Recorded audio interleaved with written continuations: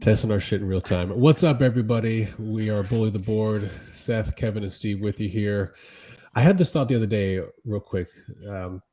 I was like, we always we call this a podcast, and it kind of technically sort of not is really. But I was like, you know what?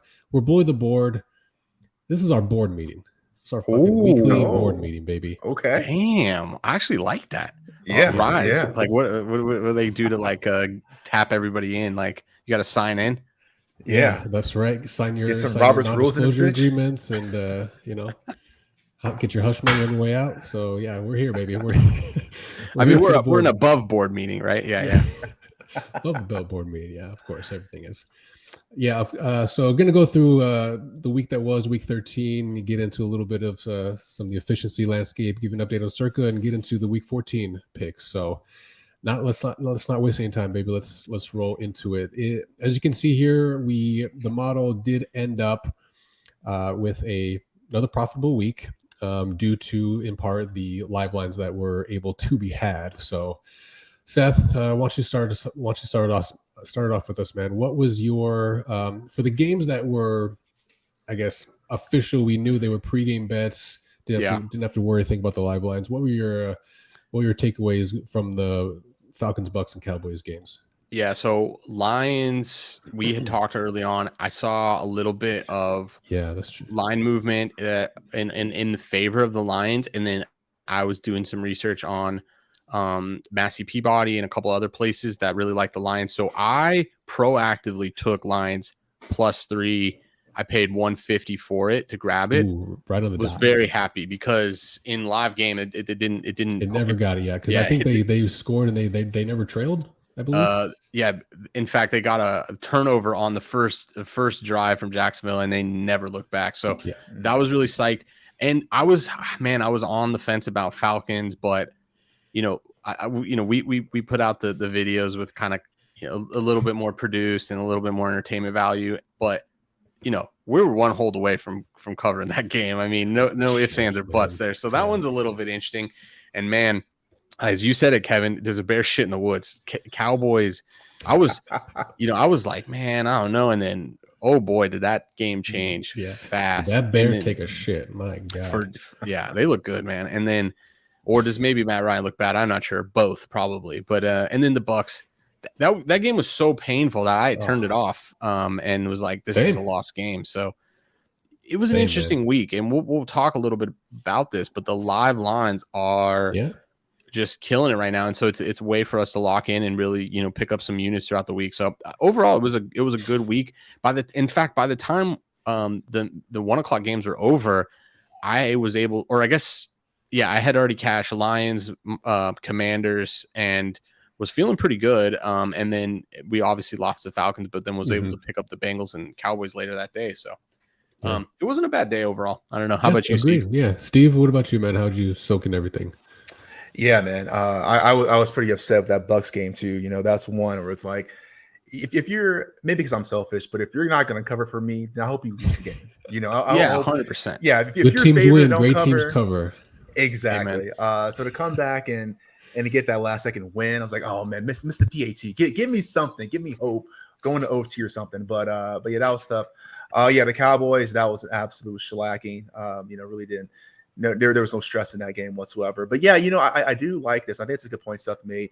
You're looking at the model record, and we kind of switched some things up as the year went along. But these live lines. So even though the record is sub 500 right now, if you look at the total predictions from the model, right, the ones we post and don't post because they don't meet line consensus, we're still shooting at above 60% clip. Now, again, I'm not saying that's a cop out, like, we're better than we are, but these live lines, these are definitely hitting. And I think it's really one of the things that no one else is talking about.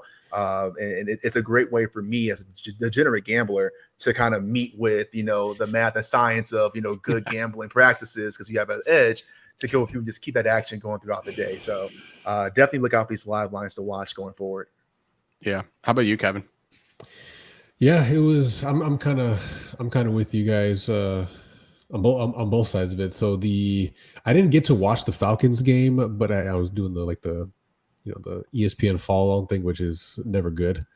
So that one was a bummer. And then the Cowboys one was about as sweat free especially after halftime as you could get. Right. Like halftime, I was like, I forget what they were up by, but yeah, they went in with they had a turnover and we got a quick score, but it was tighter there than it should have been. It was like because they were only winning by 3, but then they ended up scoring, so it was like, agreed. All right, like, maybe, and then it happened against quick. the Colts, and then we'll get into it in a second here. But I was like, man, this could be just like a double whammy, good feeling, because if the Colts lose, then it's good in another way for us too. So yeah, that game was good to end the Sunday on, and then the Lions and Jags game was pretty.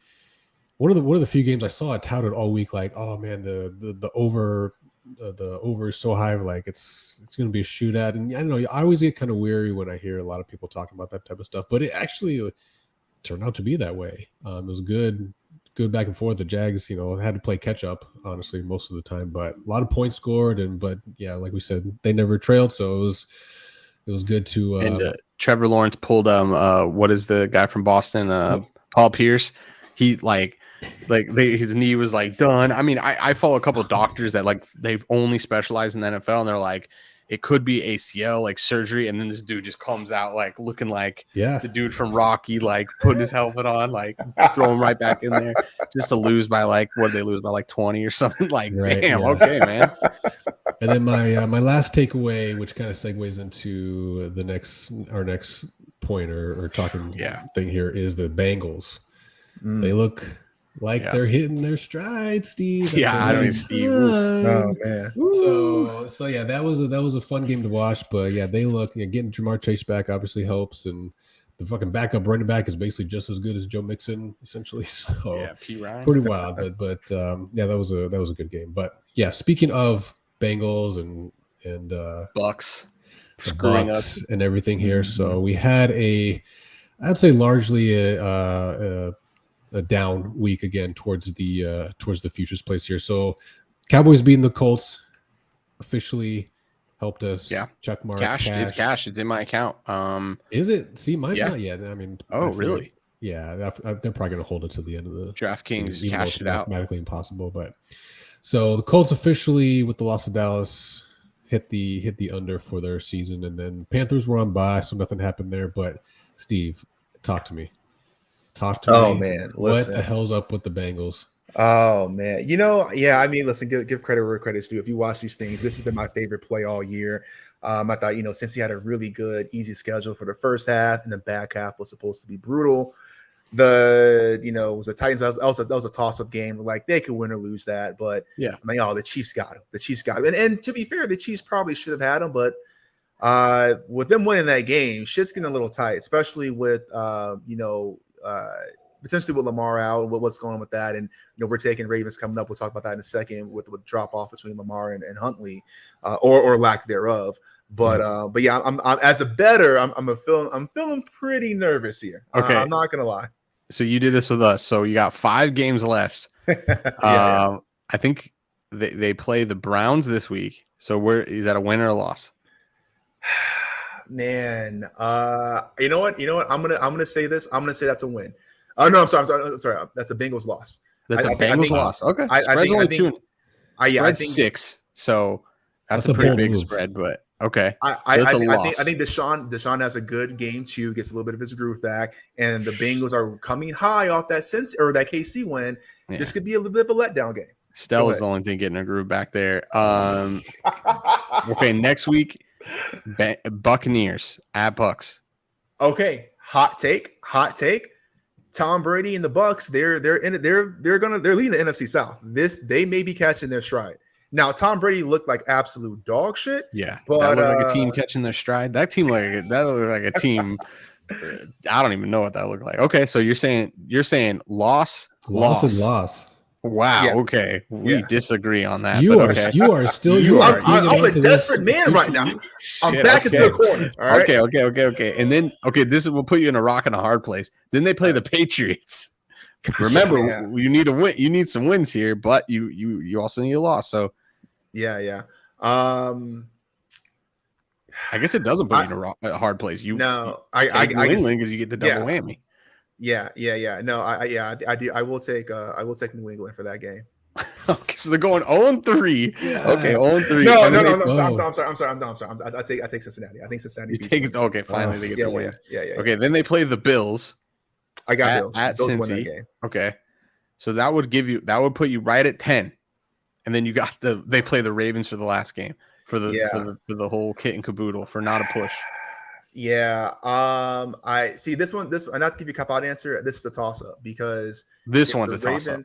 Well, yeah, because I think if this is a game where since he's got some things kind of locked, like if they're locked in that 3 seed or whatever, there's no real movement.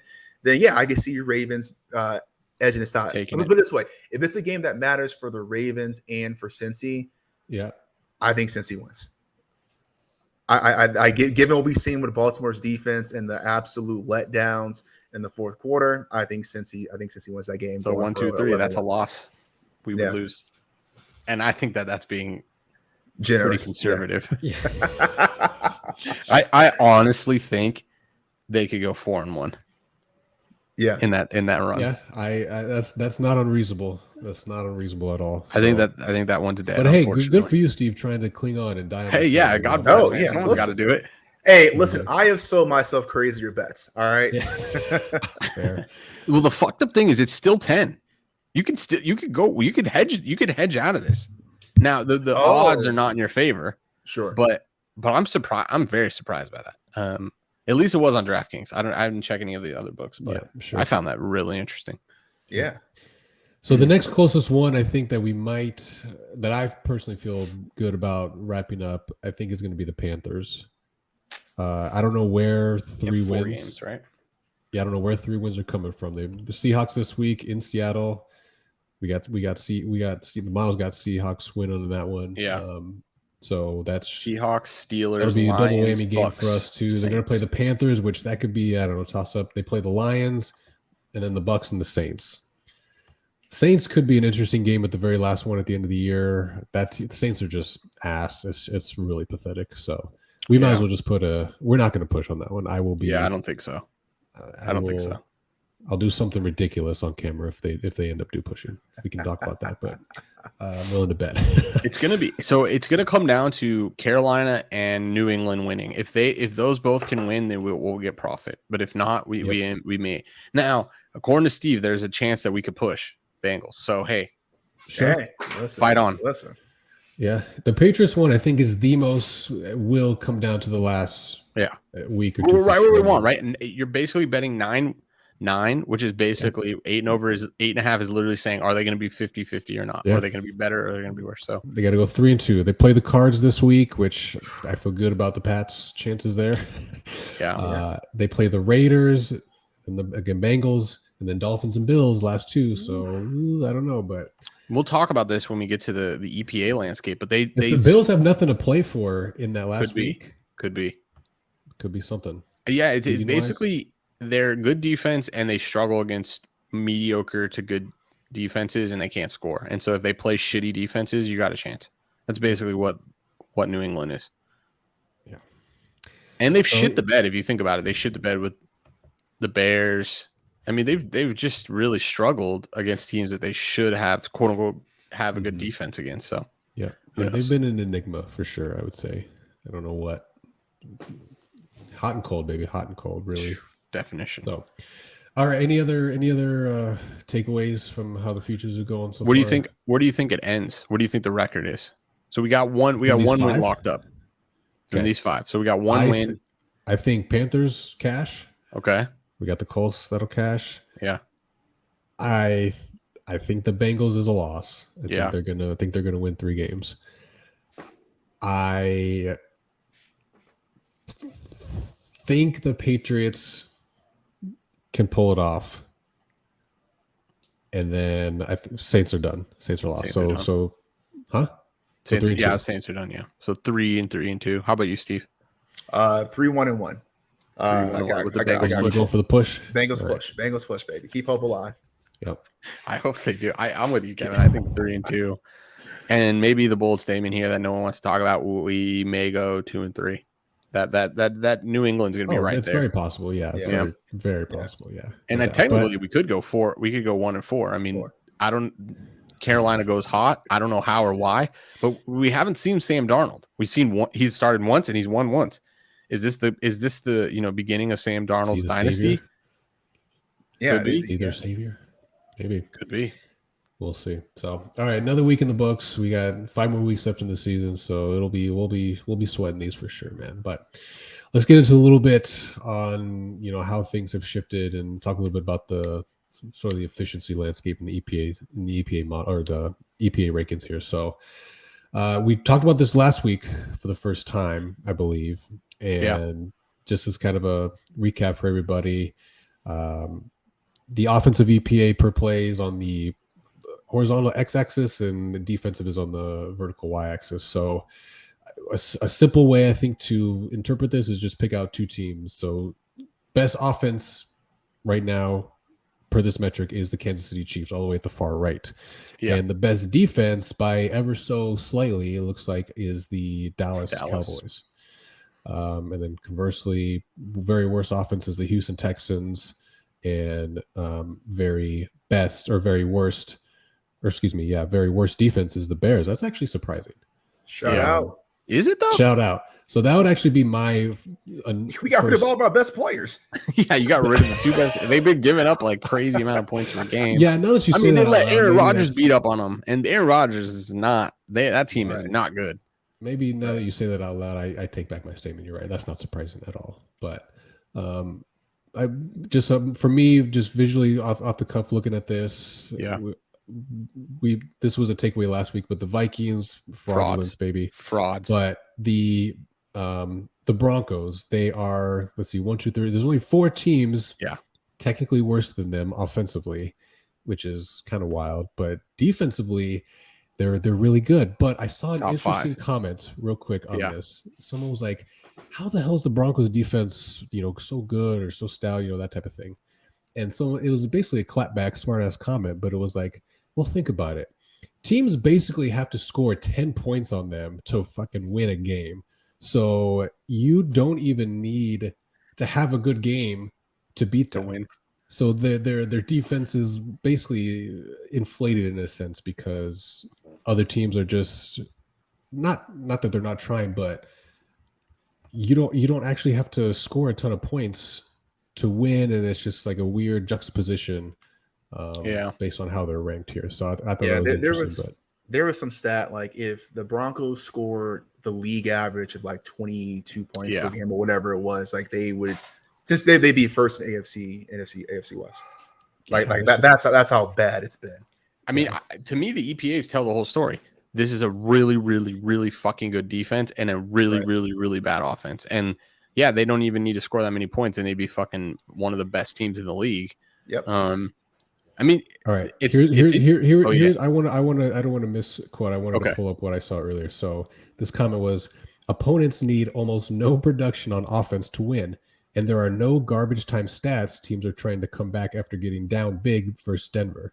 So it skews the stats. They're good, but they're good for sure, but the stats lie. That person's fugazi. Fuck them, because like EPAs, the EPAs don't even exclude garbage time. So like, right. And I think the other stat is better, Steve, which is like their point differential is actually very low, and so if they had any offensive efficiency, this would be one of the best teams in the league. Crazy good team. You'd be pissed to have to play them, right? So. I don't know. I mean, my big narrative here is the Bills. I know this isn't this isn't if you don't have all the other weeks, but the Bills have consistently slid. They used to be where the Eagles were early in the season. They've just slid every week after week after week. Now they're still in the quadrant of elite, but that's interesting. And we've seen Josh Allen kind of slip, and so we'll talk about this in a little bit. But here's a divisional game in Buffalo. Is this when we finally see the dominance we saw early on? Because they keep slipping. And then the other narrative is, holy shit, the Bengals are fucking good. And I don't know, Steve. I think you're tripping. They look good on offense, defense, and the stats are telling the story. Yeah. This isn't like last year where they were punching up. This is real deal team. And they beat some real deal teams. So those are big. Those are big for me. And then you just basically see that big clump of just dog shit, which is just they're all those teams. There's just it's just chaos. So the league is just wild this year. You basically have that cluster of pretty good offenses but not good defenses, and then you have those clusters of good defenses but bad offenses. Yep. So interesting stuff. I mean, this is updated each week, so we'll take a look at this as this obviously the season goes on and kind of see how it compares to what's actually been happening in the world or in the league. So. Any hot takes from you?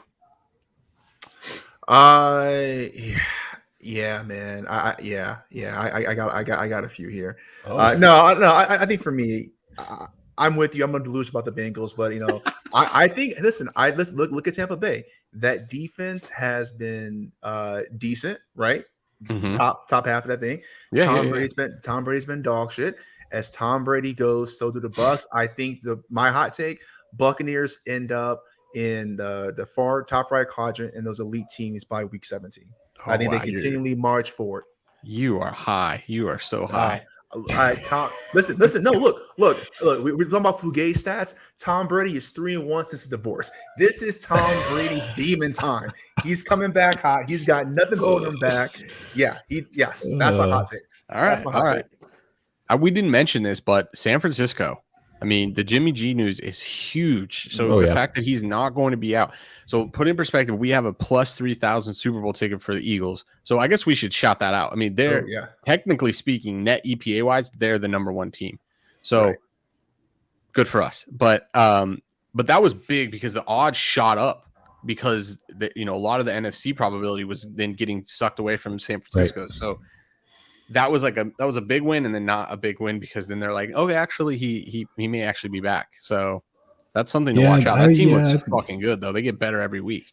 It's nuts. It's bizarre. But I saw a couple of conflicting things on the Jimmy Garoppolo thing. So we'll see. We'll see how that actually plays out. But I mean, even with like it would be in the play, like he would be in the NFC. I mean, that defense is certainly good enough to win them a couple games in the playoffs.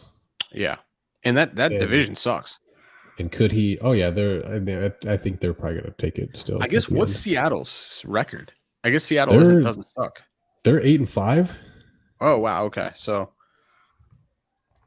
Okay. Oh, 7-5. Sorry, excuse me. 7-5. Okay. But it's more than likely that San Francisco will lock that up, right? I mean, that's where my money is. Yeah. Yeah. I don't know. I guess my thing is here. I'd be very curious. I'm glad to talk about EPAs, kind of having these conversations around that. I'd be very curious to see what the breakdown of run versus pass EPA offense would be for San Francisco, because just from the eye test, what has Jimmy G done for, well, if you want to pull up the website, bullytheboard.com, those metrics are sitting on the website. So if you're interested, we could pull them up. I don't know if we're able to, but I'm with you. What is does that actually look like? I mean, how many times have we heard defense wins championships? Look at the 86 Bears, look at the Ravens, we could play quarterback and just hand the ball off to McCaffrey or Debo and let the defense do the rest of the work, right? So I don't know. I think San Fran still has a good shot, but I am feeling a lot better about that Eagles ticket though. That if they ask me, pick one, Eagles let it come out the NFC without really any competition besides Dallas, maybe. Yeah, we'll briefly barely mention the fact that we also have a Chargers Super Bowl future. But whatever. Oh yeah, that thing's worth like $20 or something. All right, Steve, what is the metric you want to see? You want to see offensive? Yeah, the breakdown per pass EPA per pass per run. Yeah. Yep. All right. While he's looking that up, another week in the books for the Circa thing, and man, unfortunately, I thought. Steve, you tell people what happened last week, and where are we kind of for the quarterly rankings and season long stuff. Yeah. So again, for those maybe tuning in for the first time or back and forth, we halfway through the season, we're doing the model stuff, and we unintentionally went 0-5, right? And at that point, I'm like, man, we're actually kind of kind of closer to the bottom than we are to the top. And so, for the last place, there is a booby prize of $25,000 for the Circa Million contest. And then they also have quarterly prizes for last place as well. So we figured, well, since we're closer to the bottom and we should regress towards the norm, let's, hashtag fade the model. And so that's what we've been doing. And so we're intentionally trying to tank to get towards the bottom. So last week, we had Steelers -1. We had Titans +4.5, Jags -1, Colts +10.5, and Saints +3.5 there. So we had a 3-2 week. And so, or vice versa, or inverse. So where we're at right now is we're 25, 35, and 5 on the season. Now, we're in about 575th place out of about 4,000 entries for last place, right? So 575 from the top. But here's the thing, though. Little inception going on there. Here's the thing, though. We're only 7.5 points out of last place. So every loss is 1 point. Every push is half a point. So we're only 7.5 points between now and the end of the season of being the last place, the best loser. So we got a shot, boys. We got a real shot. And what does that You're pay? telling me there's a chance. That's dope. Right. Yeah, it's 20K, right? 25K. 25K. Yeah. And so we okay. Hey, I mean, the haters look and say it again though. That is from basically us following the model. Not basically, that's from us following the model and just taking the opposite, knowing that the model is going to win. Right. Man, it feels good to be right. Wild times. Damn, right. 7. I didn't realize we were that close. But yeah, so I got it up, Steve. So bullyboard.com, if you're interested, you can find all of the overall EPAs here. We have what we just showed, but then we break it down by offense and defense if you're interested. So same idea, but you have pass on your x-axis and run on your y. So Steve, I hate to say it, but I mean, your boy Jimmy is slanging that thing. Yeah, well, and we talk about this off the air, right? Like the whole point of having a model is it's going to see things that you either can't see or don't want to see. True, right? There's in no lifetime because you tell me that Jimmy G is a top 5-10 quarterback in the league in any metric, other than Cush job, no top 10 metric. But yet here we are. Look at this. Steve, it's the best of both worlds. It literally Jimmy G and your homeboy Gino are like almost the exact same there, and you love both of them. So there you go.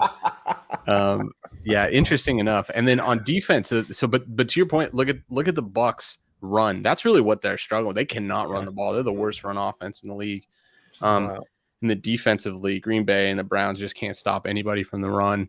And your Bears are over here and just struggling. And here you go. Both really, we know, offense and defensive potent teams. So interesting enough there. I'll hop off. Sorry, and we'll get back to the stream. But I think it's a fair point, though, Steve. Breaking it down further, where are these teams actually strong? Is it a balanced offense, run and pass, or do they struggle? And they're better on one side of the ball. All right, week 14 coming up, baby. We have three official, I guess we'll just call them pregame for sure plays and predictions that the model's been out here. So we'll get into those three a little bit more detail today, but then the 3 live lines to watch there, we won't. I don't think we'll do a deep dive on those today because I don't know what those lines are respectively off the top of my head. For those 3 games? Yeah, actually, they're quite close. So Denver's may actually be able to be gotten before game. It's at 9.5 right now. Oh, and then Rams is at 6. So I think we should talk about the Rams, though, with the whole Baker Mayfield thing, because that is that actually, if we'll talk about it, but I guess if we could do it now. If Baker starts, it actually is an official pick for Oakland, -6. Thursday night. I don't know how it's feasible that he can start, but I've read that multiple places. That's pretty gnarly. Yeah. They're just like, fuck it, get out there, kid. But that would be one of the probably more surprising developments of this already kind of crazy season for sure. So but why? Yeah, like why start? Why? Yeah, that makes no sense to me. Yeah. Can they kill 2 quarterbacks in one season? We'll find out, I guess, right? And then just looking at like one thing I like to do is look at where like our model says the most value is, and so obviously the 3 games you see up there fall in there. Oakland is on there, especially if Baker starts, and Minnesota, which we have. So, Nice. yeah. Minnesota. All right, let's jump into the official plays, so to speak, if you will. Our first one up is the Bills at the Jets, baby. Or I thought this is one of those things again. It's Yeah, throwing me off. Are we in Buffalo? They always do. This is in Buffalo. It's Buffalo. Yeah. Okay. Yeah. Jets at Bills. Read that backwards for you. But all right, what's sticking out to you on this one, Steve? A possible revenge game for the Bills, man. They got kind of upset early in the year by the Jets. Yeah. No, I think this is one of those wake up calls of we lost once, but not again. Like they're gonna start their dominance, and the metrics support that. Look at overall defense. I mean, pick a category, right? Besides maybe pass rank defense or power rank defense. We have this -9, and if you follow us along, we really don't like double-digit spreads normally because it is NFL. They're all professional athletes. However, we will dabble when we have to dabble, and I think this is one I feel fairly comfortable with. Now, you do have Mike White starting instead of Zach Wilson, so what's that going to look like, and how's that going to affect it? I don't think it really is going to make much of a difference one way or the other, honestly. We'll go back to the EPA graph. I think the Jets, I don't want to call them pretenders because they were a feel-good story, right? Because it's the Jets. They always suck. Coming from Bears fan, I think this is the game where we see who's real, who's not. Hey, real quick, what week did they play the first time? Do you guys remember? It was recently. I think it was week 9, if I'm not mistaken. Okay. All right. Seth, what are you peeking at? What do you think? I like this pick, but I'm just the 9 is just a lot. The model says they'll win by 17. I don't know. I mean, what we're basically, the reality is in that first game, Josh Allen made some mistakes that were uncharacteristic. I think he had at least 2 interceptions. They turned the ball over like crazy. I mean, they had the opportunity to win the game at the end. They just turned it over. So, I mean, this team has struggled in the last couple of weeks, but we don't have to go back 1 week to New England and find them going against a team that is good defensively but struggles offensively. And what did they do? Right. They beat up on the Bill. They beat up on the on New England. So, and that's a divisional game. Here we are again. They get a little bit extra time, right? That was a Thursday night game. They got a little bit of time here. So, hopefully that rest combination with revenge angle and just overall how this team's performed. But unfortunately, the news broke today. Exploratory surgery, Von Miller's knee, found an ACL tear. He's out for the season. He wasn't going to play in this game either way, but I think that's a pretty big blow to them. So it'll be interesting to see how they rally around that, because that's some pretty big news to lose one of your main guys there. Oh yeah, he was leading them. He was leading them in sacks. He was a key cog for sure. So that will definitely hurt them in the long run. To the extent that, again, to your point, that he was not going to play in this game anyway. But it's they have not been as dominant for a few reasons. Josh Allen thing and losing some key pieces on defense too. They have not been as dominant as they were earlier in the season. And it's hard to be that dominant. I mean, they were beating people up. I mean, they beat the Titans up by like 40. I know. Yeah.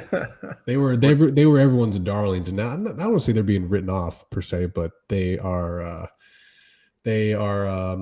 sort of taking a backseat to some of the up and comers, that are getting hot right now. Chiefs, the Bengals, etc. So yeah, and I mean, I think again, going back to trying to be more objective about this, we know the stats are the stats, the metrics are the metrics, but I mean, who have the Jets really beat, right? I mean, they beat the Bears. That's not saying nothing, right? They had that win over the Bills. Give credit. That's a good win, right? That's an emotional divisional win.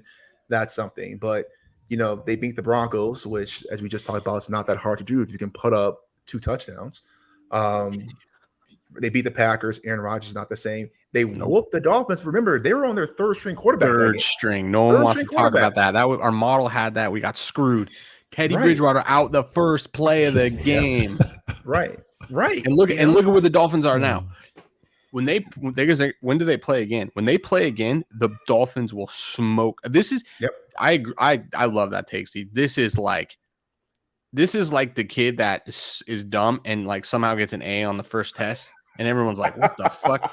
And then there's more tests to come, but they're like, "I got an A, like fuck you, I'm the shit." And then guess what? That kid dead. That kid had never seen. That kid's so screwed. Like, so I think this is that. Like there's so much like regression to the true team in my mind that is going to happen with the Jets over the next couple of weeks. So. Yeah. I mean, that being said, you can still get backdoored easy because Bills win by a touchdown. That's good in the NFL, right? So And it's been not heavily, but it's been moving a little bit. It's 9.5 now in most places, so it's kind of moving in the. So that's good for us. That means that market makers, we're still immature on a Wednesday, but that means that there's been some good bets on that. We'll see what ends up happening here later in the week as more, bigger money comes in. I don't hate this bet. Let's put it this way. I'd rather have the 9 here and it'll be a sweat, but I think it's the right side. I think this is when the Bills have to pull away because you got to remember they're basically they're teetering on a wild card. They have to win these games. Like this isn't they don't have things locked up, and this divisional win is important, especially with the Dolphins. Very much so. Yep. So I'm with you there, Seth. So all right, number 2, baby. We got the Panthers at the Seahawks in Seattle against the 12th man here. So Seahawks -3.5 or Seahawks -3.5. Excuse me. Yeah, 3.5. 3.5 is true though. 3.5. Yeah, I don't know what I'm saying. Is the play? I think this is the one where we do have an edge still at 3, if I'm not mistaken. Let me check my math. I think up to 5. Edge at 3. Yeah, that'd be. I think it was like 4, 5, 5.5. I have it up right now. It's up to 5. 5.5. 5.5. Up to 5.5. Yeah. So this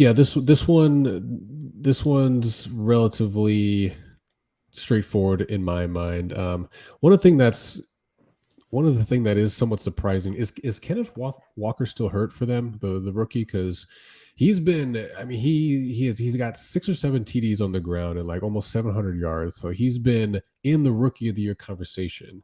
And before him, it was, who's their running back that went out? Rashad Penny, maybe? Forget the guy's name who went on iron. Yeah, Rashad Penny. Yeah. Yeah. So, I'm surprised that they are not that efficient running the ball, or at least, per the metrics. But, as you can see here, they have a pretty high EPA per pass play. And that's just Geno, man, not writing the haters back as he proclaimed in week 1, he's doing his damn thing, for sure. But, when you got Metcalf and Lockett too, that obviously helps. So, yeah, I think the fact that this is in Seattle too is going to be a boon for them. Panthers are just pathetic. Panthers is kind of how you can think of them, man. They're not great in any metric in any sense of the way. Negative EPAs across the board on both sides. So, I feel most cozy about this one. Let me put it that way. Steve, what about you? I don't. That was a big sigh. Yeah. Here's the thing. Is it the 3? Is it the half? Is it the hook? Is it 3.5? Yeah, sure. Listen. I give me more points. I'll still other better, things. Right? Yeah. Right. Here's my problem with Seattle or with Carolina, I should say. I think this is a good bet. I feel good, not great about this, just from an emotional standpoint. Logically, Seattle should absolutely dominate this game because they are the better team. No ifs, ands, or buts. But Carolina, it's one of those teams where like, yes, they're a bad team, but they're an inconsistently bad team, meaning that when they're bad, they suck, right? But this is the same team that, again, say what you want the Bucs. They beat the Bucs, which probably a little less impressive now, right? They beat the Broncos. They put up 23 against the Broncos. We just talked about how good that defense is. How, Sway? How are you putting up 23 points against one of the best defenses in the league if you're Carolina, right? So I don't know what to expect. right? And I think the Falcons are not a great team, but a better team than the Panthers. And they split the series there. And honestly, they should have won both, So it's one of those things where if this is the Panthers team that is supposed to show up, I love this bet. But this is one of those teams where it's like they just show up and be good for 1 week out of nowhere and then suck the rest of the year. I don't know what to feel. Especially when the thing I don't like about this bet is Seahawks don't have a good defense. Sure. Yeah. So it's easier for these poor offensive teams to step up. And then Sam Darnold, he's fighting for his life. So yeah, I like this bet, but I'm not shocked that Seahawks lose this game. It looks like they're banged up, they're injured, they got no run game. This is when Geno Smith throws 2 picks because they know they only can throw it, and and you go, oh, see, Panthers are good, and then to your point, Steve, next week they lose by 20. So I think it's really a function of the defense. Now that being said, if they can establish any run, what we know right now, one of the drivers of the model is offensive pass ranking. So we know that's heavily in favor for the Seahawks here. So maybe they can just slang it enough here, but they're in the hunt too, right? They're not. They have to win too. So I like that. There's an incentive the Seahawks here. Yeah. What are the Panthers really playing for? It's the NFC South. The Panthers, I think, are technically still in the hunt. as wild as that sounds. Fair point. I guess. Could you imagine they win like 7 games and makes the playoffs? That'd be the most gnarly. 7-9 or 7-10. Go on a playoff run. Oh, yeah. Christ. Well, here. But yeah, I mean, I think because if I'm not mistaken, the Saints were the only. It was this Tampa Bay and the Saints, and because the Saints lost that game, they're basically effectively out. Maybe I misunderstood that, but with tiebreakers and stuff, yeah. The Panthers are 2 games out of first place in NFC South, and they have multiple in division games coming. So maybe there's some bulletin board material in the locker room that they're not out of it yet, and that type of thing. I mean, Sam Darnold's fighting for his life, right? He's got a limited number of games to be like, I'm supposed to be in the league, and I'm supposed to be the quarterback of this team. So hey, so was Baker Mayfield. What happened to him? He got picked up. He got picked up. He's going to start on Thursday. What are you talking about? He's going to start tomorrow, Kevin. What are you talking about? Before he got let go, though, on a better team. No. He asked for a release. He requested. They're not starting him for a reason. Sure, fair. So my point to you is that just because a guy's desperate and needs to be the guy needs to prove himself, Yeah. If he's in the middle of a shit sandwich, wanting and doing are 2 different things, right? Yeah, exactly. So. Yeah, and if the Panthers can figure out a way to get a lead in this game, somewhat rest your laurels on the fact that what can the Seahawks do well, and then they can. Throw the ball. Geno is very efficient with the ball, and they can air it out a little bit. So that doesn't really concern me too much. So Seahawks minus 3.5. We'll see how it plays out. Baby. We'll see how it goes. Last one, Ravens at the Steelers. No Lamar. Got the backup, baby. Tyler Huntley in there against Kenny Pickett. So this one is interesting. We talked a little bit about it yesterday, and when we were doing the clips too. But the model, Seth, likes the Ravens just as much as if Lamar would have been starting. Yeah, if you run the model with Lamar or you run the model with Huntley, it's like literally 0.5 points difference on both sides of the confidence interval. So like basically that's functionally the same thing. And I'm not surprised by that. I remember seeing that last season when Lamar had this streak of injuries. And that was when they were super injured. They had like no left tackle. They had a bunch of stuff. So I love this game 5 ways, every which way. And we've already seen early movement from 3 to 2.5. I took it at 4. Actually, shout out PointsBet. They didn't have 4, but they had 4.5 at minus 150. So I got it at 4.5, but 4 is the key number for us for a loss, but I think we don't get to that part of the interval. I think we only see the upside of the interval or the point estimate, and we realize that a little bit more, and that says that they win by 9. And I think that's about right, to be honest. I think who have the Steelers played, to your point, Steve, earlier, like about the Jets, like they've looked good against bad teams, and that's good for Kenny Pickett, but like hopefully they don't shit the bed here in the fourth quarter. But up into the fourth quarter, the Bengals defense is good. And so, right. you know, I don't know. And I mean, that was week one, so week one's always kind of weird anyway. But yeah, since then they've beat the Bucks. Yeah. They've beat the Saints. Very meh. They beat the Colts. Wow, congratulations. And they beat the Falcons. Meh. So yeah, they've not they good. have And not, what do those all have in common? Not good defenses. Yeah. Well, I guess Yeah. the Colts kind of, but they can't score. So if you're Kenny Right. Pickett and you score, what did they score? 20 points, 21 points? I don't know. I mean, I don't know. I like this game. Sure. I think we're getting a discount because Lamar's out, but I think that there's no reason to actually discount this. Yeah. Steve, how do you feel about it? Yeah, this is actually my favorite bet. So I got it at 3.5. Just I felt that confident. Okay. Yeah. But I got a 3.5 and I got money line. I love this bet, and I'm with you. Like, so just for those who may not remember, just maybe Ian may not know, for the model to spell out a bet, we have to have a quarterback start data. We have to have quarterback start data, right? Yeah. We've seen Huntley before. We've seen multiple times last year. Exactly. Yeah.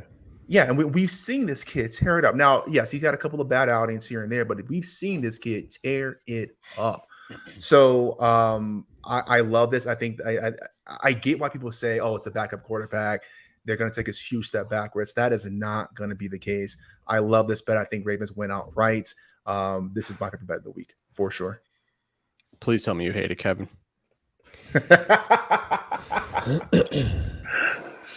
Hate is, I think, too strong of a word, but Okay. I am weary of it. Oh, okay. I like it. I think that's the appropriate use of that. Okay. Yeah. Cautious. Yeah. Somebody check me on that one. But yeah, I what I think is going to be a potential catalyst, and so the Ravens have not done well in the passing game this year, and it's relatively, I mean, they're basically average in terms of EPA metrics, as far as that goes, very middle of the road. They got Mark Andrews, who's been kind of banged up, and outside of that, they got a couple dudes, like, nobody really. So that when they've gotten down and they've had some really wild bad beats as a team, like losing games that, they were up by 10, 15, 20 points at some point, during the season. They've been weirdly inconsistent from that standpoint. And obviously Kenny Pickett is not some world beater. He's still very raw. A lot of things to figure out with him still. But honestly, if Lamar was in it, if it was Lamar at +4, I don't know. I would feel a lot. I would sleep a lot better on this one. But being this going to be Huntley's first game starting, basically this year and in about a year also, I am not convinced that the team and weapons that he had around him last year, or let me rephrase, the weapons he has this year are not the same that he had last year. And I think he might struggle a little bit against the Steelers defense, who's not the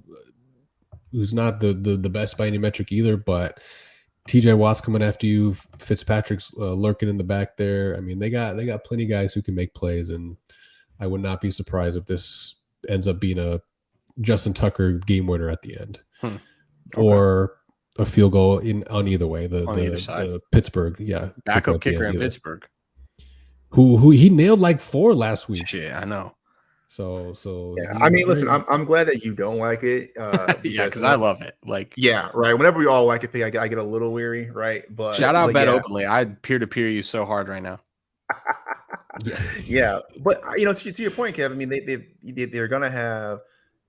They got Gus Edwards back, Kenyon Drake. They got J.K. Dobbins. I don't know if he's gonna actually suit up. He'll probably sit out this week, but. I really don't see a drop off here, and I don't think the Steelers have earned that respect to say that they're gonna shut him down. Sure. So we got this comment. I want to get your guys' thoughts. KF Season commented on our Baltimore video. Baltimore is really mediocre, to be honest. Lol. Everybody knows they shouldn't be 8-4.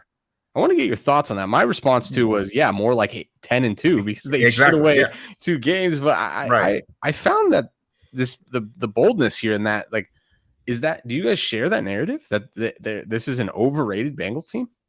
I don't feel that way personally. So I do not feel that way. That might be a little recency bias. I mean, Lamar went out, they barely beat the Broncos right at the very end. Yeah. So which you're good, like, really elite defense, right? Like, sure, right. fair. Right. And it's hard to get thrown into the middle of a game. Like Huntley didn't start that game, right? Yeah. No. Right. And then the week before that, they lost to the Jags, which is in the last drive in the last minute. Right. And to your point about Huntley, he won the game. He won the game. He went down this. He did. Yes, it's tough, and he did it. He went down and he won the game basically. No. Honestly, I'm sort of on the other side of that, dude. Like, I think at 8-4, they've relatively underperformed. Agreed. Yeah. I don't know. I guess I would disagree with that person. But I didn't know if maybe you guys agreed that like they are underperforming. But 8-4 is kind of hard to underperform. I mean, when they pissed away 2 wins minimum, right? Yeah. And they've got some good wins. I mean, they beat the Bengals. They did. Right. So, I'm pretty sure. I mean, maybe it was everything. I'm not sure about the Giants. I remember at one point, all 3 of their losses were because they blew 10-point leads or double-digit leads. Yeah, exactly. Yeah, it was the Giants. Yeah, they were winning in the. It was Giants. Yeah, it was Giants. Yeah. So yeah, no. I get the point. I should have said 11-1. Yeah. Right. Yeah. Exactly. What you talking about? Yeah. Huh. Yeah. Okay. Right. That's interesting. Yeah. I just don't think mediocre when I think Baltimore. I mean, can they get better in areas? Sure. And then pissing those games away, obviously that sucks. But even them doing that, they're 8-4. So that's more like talk about underachieving. Yeah, for sure, man. So interesting. It'll be interesting. We'll see. So we'll have an eventful Sunday. No primetime games this time around. So all 3 games, or technically, I guess if you want to say all 6 games here, are going to be in the morning or afternoon slates. So it'll be a jam-packed day for sure. Yeah, keep an eye out for that Rams. That would be Thursday, and apparently if Baker starts, which I don't know how that's a thing. It would be an official pick from the model for Oakland. And I'm gonna keep an eye, but I think Broncos plus 11 is more than likely the way things are trending that may be able to be grabbed pregame. And then Vikings, I think that's going to be one put on your. The best way I do this is I go to FanDuel. FanDuel is the best to do the live bets. I pull up the spread for the games that are going to be the closest. So Vikings only a couple points away, guys. We're only, I think 3 points. I'm trying to find it here on my list. It's 2.5 or 3. Okay, right now. Yeah, but I'm saying away from where. Who do they play? They play Detroit. Lions. Yeah, so it's right now it's 4 points. So it's 3 points away from where it needs to be. So my point is, if Detroit scores quickly, like you can grab that very quick. So I pull it up pre-game. I just leave it there and watch the odds change. And when they get into the range 150, I bet it. So like the Vikings is one where you're already really close. And if Broncos isn't a pre-game, then you're right there. So just some tips on how to best get those numbers and make it efficient. Because if not, you can get yourself lost. I've done it once or twice, betting the wrong side or doing something like that. 100%. So for argument's sake, let's just say Baker doesn't start and that one's a no bet. Yeah, play. More than likely. Steve, what's your take? How do you think the weekend shakes out? Yeah. Another big sigh, man. You're making 1 and 2. What's no. I think I think from the pregame stuff, I think 2-1 for sure. Again, the hook scares me on the Seahawks because of how inconsistent Carolina is.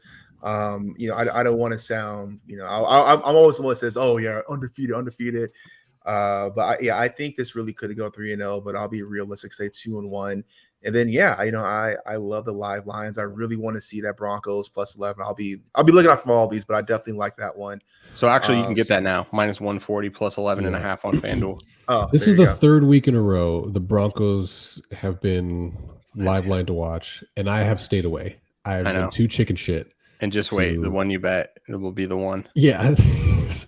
So I'm in that weird position. I'm in that weird like superstitious mode. Like, well, Yeah, I know. I don't want to. Yeah, I don't want to touch it. But you know how you get as a degenerate sometimes. Any bold games that we don't foresee coming, like in the live range, but it gets out of hand. Miami, they've actually been blowing motherfuckers out. So, I don't know. That's kind of a take for me that like you may actually be able to grab Chargers plus 10 and plus 11 in that game. I think that's actually a real viable because Chargers have sucked. Yeah, and Miami when they get going, they get going. So yeah. I heard something that Tua might be a little injured though. Oh, Tua on. I don't know if he's going to miss the game or not, but I saw a little report. He was, limited for an ankle or something like that. So we'll see. But yeah, I think that's totally. I won't say hot take, doable. but that's a fair take, honestly. Like Okay. I could definitely see them just running them out of the building. Shit in the bed, yeah. But and then anyway, so the other thing interesting, another problem. Oh yeah, go. Oh no, I was just saying real quick, Kevin, to your point about the Broncos. I actually we talk about again the defense and the unders, and if they just win those, score the league average. The Broncos have only lost once by double digits, and that was to Carolina, which makes no sense whatsoever. But like, I mean, to the point, like this is if not covering for the majority of the game, this is wide open for that backdoor or just again an outright cover throughout. I think that defense is good enough. KC can't be stopped. Sorry, that was my only thing. Yeah. No, I worry that it's like how much can you actually stop KC? Like how much can the best defense stop KC, and then you just can put up no points, and you just look like a fool. You got plus 11 and you still lose by 30. You know what I mean? Like it's one of those like.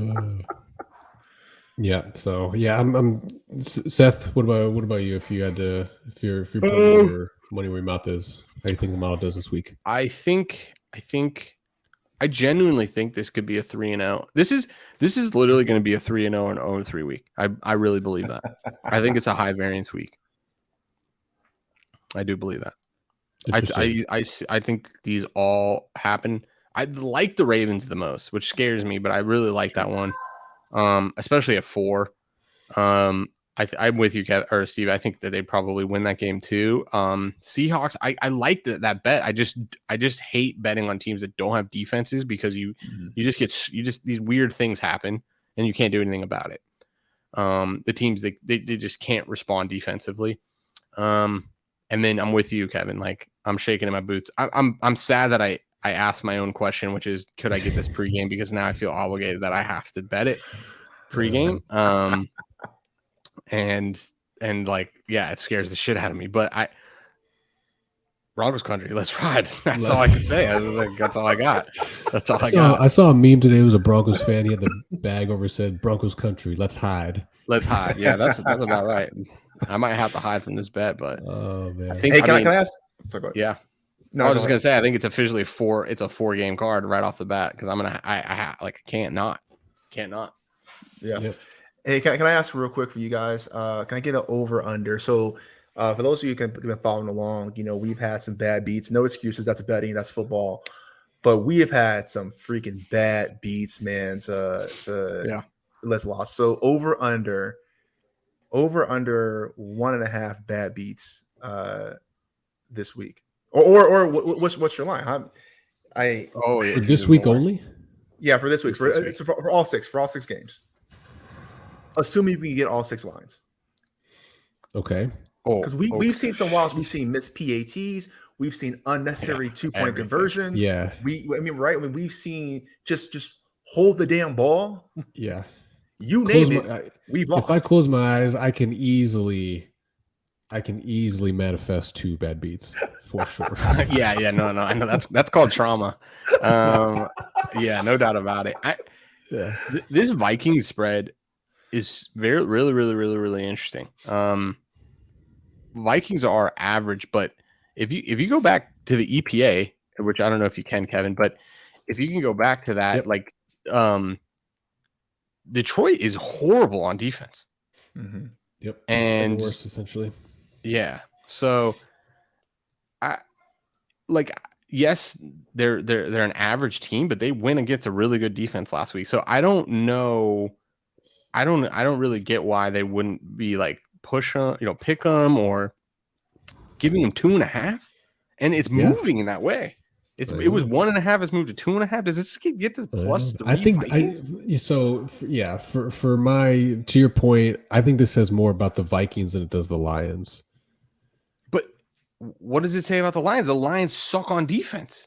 Like these aren't world beaters. Yeah, no, I did see. I'm low on the Vikings, so sure. Now, I still this line doesn't make sense. So that's 6. Right. If I can get it, I'm the happiest camper in the world. I think. Yeah. No, I did see something like they had. I think they had like 4 or 5 starters like who were out practicing because they were sick. They didn't say what kind of illness. So one of the Vikings. Yeah. Sorry, the Vikings. Yeah. Gotcha. So I want to they'll be back by. But I mean, again, it's we still got 3 more days until.